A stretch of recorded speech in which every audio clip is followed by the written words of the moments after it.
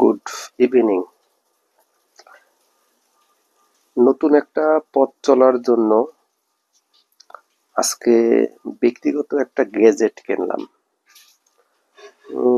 গ্যাজেটটা ঠিক বলা যাবে না, কারণ আমি এতদিন যে ইন্টারনেট লাইন ব্যবহার করতাম সেটা সাবলেট হিসেবে ব্যবহার করতাম।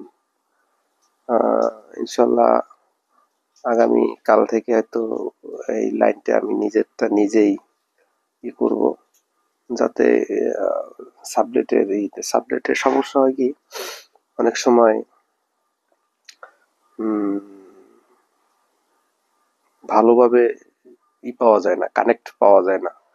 কারণ সাবলেটে অনেকে চালাইলে সঠিক যে ফ্রিকুয়েন্সি বা যে ধরনের স্পিড দরকার সেগুলো আমি পাই না। তাই বন্ধুদের পরামর্শক্রমে, পার্টনারদের পরামর্শক্রমে একটা রাউটার আজকে কিনলাম। আমি এ সম্পর্কে ভালো জানি না, তবে আমার এক ফ্রেন্ডের সাজেস্ট অনুযায়ী একটা ব্র্যান্ডের কিনেছি। অল্প টাকার ভিতরেই কেনা পড়ছে। আর ইলেকট্রনিক্স গ্যাজেট গুলো তো দেখলাম মার্কেটে ভালোই সস্তা। তো আমার পরামর্শ হইল যে সাবলেট না ব্যবহার করে সরাসরি নিজের একটা লাইন থাকা ভালো। আর এমনিতেও ডাটা বা বেসিস মোবাইলে অনেক টাকা যায়।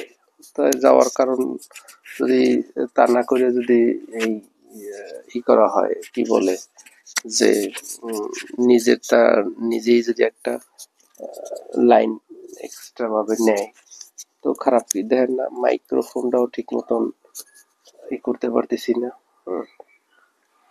যাই হোক, এটা আমি আপনাদেরকে দেখাই।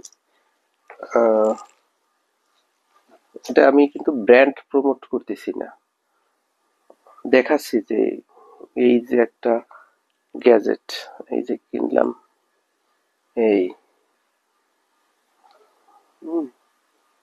এটা কিনলাম ট্রেন্ডা, হচ্ছে Tenda wireless N 300 easy setup router, original product, next generation আর কি। এটা মোটামুটি মডেল হলো F3 মডেল। হ্যাঁ, আমার কাছে তো ভালোই লাগছে।